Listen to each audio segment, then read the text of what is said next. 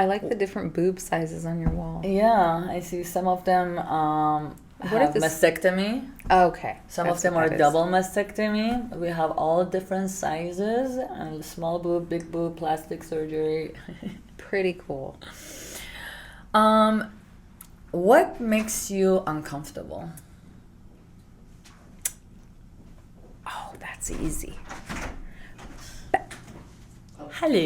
Salam alaikum. Hi guys. خوبی؟ Good. این روز به روز لاغرتر میشه. اسکلت شده. خدا دهنتون بشنوه. Okay. Good. Sorry guys. One second. Let's put it up. Okay. Bye.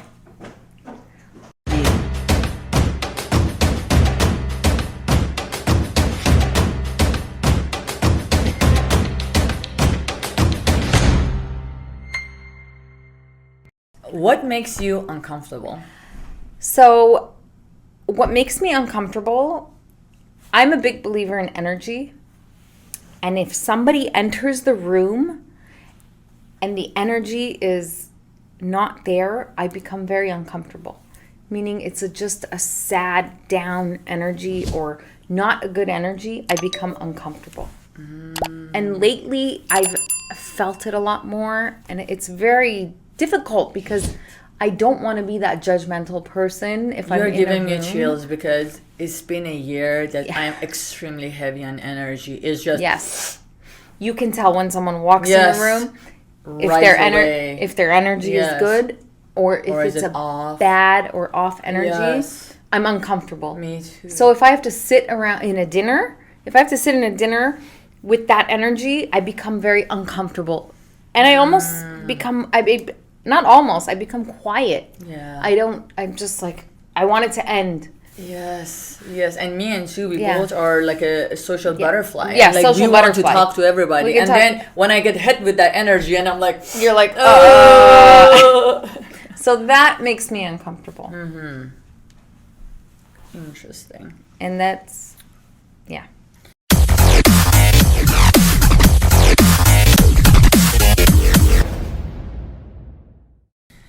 So there's a question here which I don't need to ask you because I want to ask you, like, one of my questions is like, how do you handle conflict? You're like, excuse my French. I am a master at boundaries. Yeah, you're very good with boundaries. Conflicts. You're the most polite. I'm polite, however, I will tell it how it is. Yeah. Whether it's work or friendship. Yeah. Even if I have to, I have boundaries. Family, friendship, work. You have to have boundaries. Mm-hmm. People will step on you if you don't. Yeah, so true. So I deal very well with conflict. You do, in a very professional way, and that is so important. Like I feel like more mature that we get, like we need to learn how to handle conflict in a way not ruin relationships. Like, yes, sometimes I can't do it. I don't have that much power because your emotion will kick in and you're like, I'm like so huff and puff, and then I go back to I am more powerful when I'm in control. Yes, everyone can do huff and puff. Yes, huff and puff is easy. It's so easy, but when you don't, yes, and you're like, thank you so much. Thank you so much. This is not serving me well. Yes. This is not aligned with me. I appreciate the time we spent together. Yes. This wasn't meant to be. That's so powerful. You and I are different people. Yeah. That is so powerful. And then on to the next. Aw.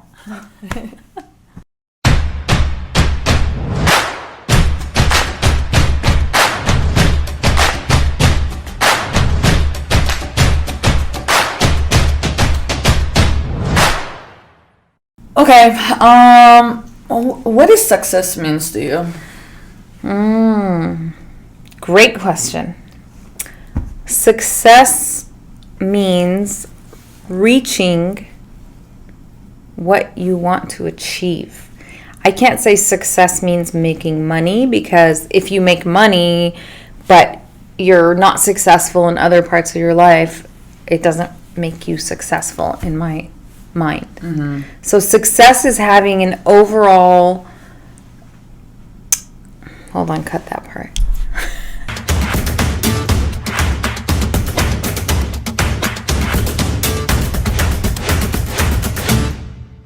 Success is having an overall balance in every aspect of your life. What do you feel like? How did you feel in order to, for yourself, to feel like I'm successful? Balance. Yeah, Wake up and I'm financially successful, independent. My children are doing okay. I have balance. I have time to meditate. I have time for my friends. I have time to run and conquer my company.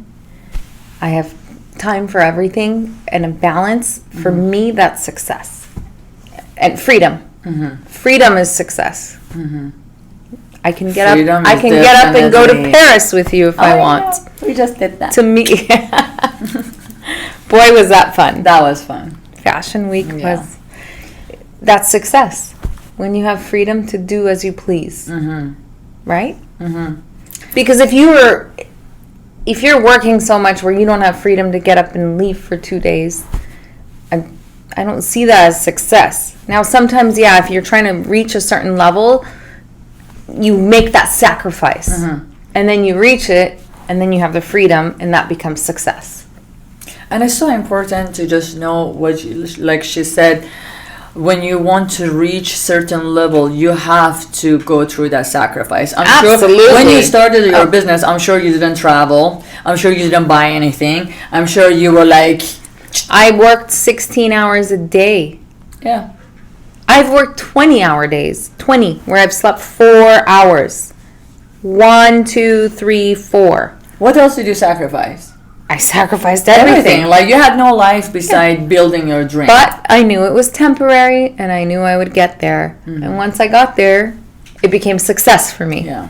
That's when I became successful. Yeah. So, I remember one time I was like how can I make money? Like I felt I have no talent. I'm like, how can I make money? Someone told me, can you make $1? I'm like, okay, how hard is to make $1? I'm sure I can figure out to make $1. I'm like, yes. And then I don't remember, she said, repeat it 1,000,000 times. I was like, ooh, that Can you make $1? easy. that's pretty good. I like That's that so one. good, right? Because Can you make $1? Can you make $1? Just repeat it 1,000,000 times. So what I did is I took $1 million, I divided to 365 days. I'm like, this is how much I need to do per day. This is how much sales or whatever I need to achieve per day in order to get where I want to get. Because it's important for me, it was important to have a tangible goal, what I want to achieve in a year, what I want to achieve in next 5 years, next 10 years. And like when you have no idea, when someone listens to you that did not came from a business world or like experience of the world, like how did you do this? So I want to break it down to as simple as just $1, Which is goal setting. right? How important is goal setting? Goal setting It's is very important. so important because Yeah. in your head you need to be able to see it clearly. Yeah. Which direction you're going. Because Yes. when you see the direction, regardless who does what to you, how many times you're failing, how You many have a times you get focus. insulted, how many times Yes. you get hurt. I just remember to say one more thing and tell me about this. Every single self-made entrepreneur that I have made, self-made millionaire and billionaire, they were so ready to work. Nothing was insulting to them. Nothing was like, oh, I'm good enough, I cannot do this. You see, they were like, they will get dirty and they will work. Absolutely. Right? But if you think, oh, this is not good enough for me, make sure your ego doesn't come in the middle and stop you from Yes. where you want to get. Very true. You know, I know top plastic surgeon that they wash toilets in order to pay for their school. Right. You know, I know I did everything in order. I work like I'm your assistant. I'm your this. I'm your that. I'll do anything. I worked in the mailroom. Yes. No, but like I was a receptionist when I got promoted. They promoted me to a receptionist. Yeah. You so know, I get it. You don't have the attitude. You don't have the attitude of like, oh, I am way better than this. I'm too good for this. Yeah. You don't have that attitude. You need to have an attitude like, bring it on. I'm ready. Absolutely. Right? Absolutely. And I think you have to set a goal to become a millionaire, not for the money, but because of the person it will make you become. Because it's just the first million that's hard. After that, then you already know this. It's the first million that's the hardest. After that, it's not as hard. But you set that goal not for the money, but for the person it will make of you. Yeah, because you're going through all those challenges, the hardship, the cries, the self-talks. So the goal is, you set that goal, but more because of the person you're going to become. Yeah. And then when you become that person, the money floats. Yeah, 100%. Yeah. No, these are good conflict questions, and I like them because, you know. Okay. Bring it on. Okay. What do people misunderstand about you the most? They think I'm heartless. High five to you. But I'm not heartless. Not far from. But that's what I'm just serious. I'm to the point. You got a problem, fix it.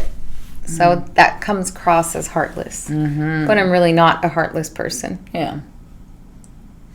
But you know, if you were a man and you were making those decisions, you were just a good businessman. You were not heartless. Right, but because I'm a woman, I'm heartless. Because you're a woman, you're heartless. So let's define that. Yeah. You know, as a woman, Very we true. have so many things that we need to watch over. Yeah. You know. Sadly. Yeah. Well, hopefully we can change that. Hopefully we can change that. Hopefully. I think it will take a couple of generations, but we need to teach that to our kids. We got to start somewhere. You need to start from somewhere. You need to teach this to your daughter. You need to start teaching you around yourself, you know. What's your best childhood memory? My best childhood memory. This is an odd one, but putting rollers in my dad's hair. Really? How awkward. I was 9 years old. Oh my god. My mom was very she wasn't very emotional. So I never had that mother-daughter hug. Because she never hugged me. But you had it with your dad. But I did have it with my dad. So I used to put rollers in his hair. That is so cute. And do his hair. Because my mom wouldn't let me touch her head. I'm assuming his hair was so long. It was, I was like up to here, so I would get these little rollers from my doll rollers, and I would put it in his head. And your dad's hair was he was a hippie. I think he still is. But I'm sure he's smoking a joint here and there. Yeah. I love it. I wish my dad was that show.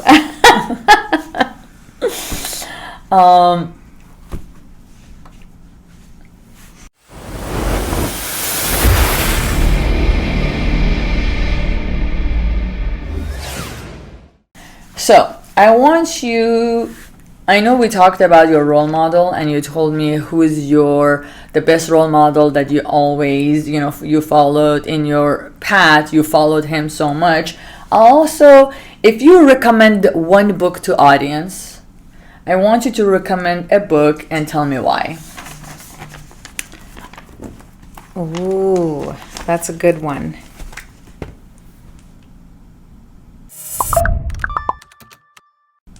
God, there's more than one, but if I'm only allowed to recommend one. Think and Grow Rich. Think and Grow Rich. Because it identifies all the different factors needed, how to think and grow rich. What's important, what to think about, and how you grow rich, and what to do. That is my number one. That would be my number one. Yeah. I've got more than one, but correct. I feel like that one. book is one of the foundations. Oh yeah, right? Definitely. Everybody has to. Everybody, if you're starting your journey of I want to change my life, that's one of the book that it gives you a foundation. And if you're a woman that has kids, as soon as they turn 12, have them read the book. Yeah, I agree. It's a great book. Very amazing.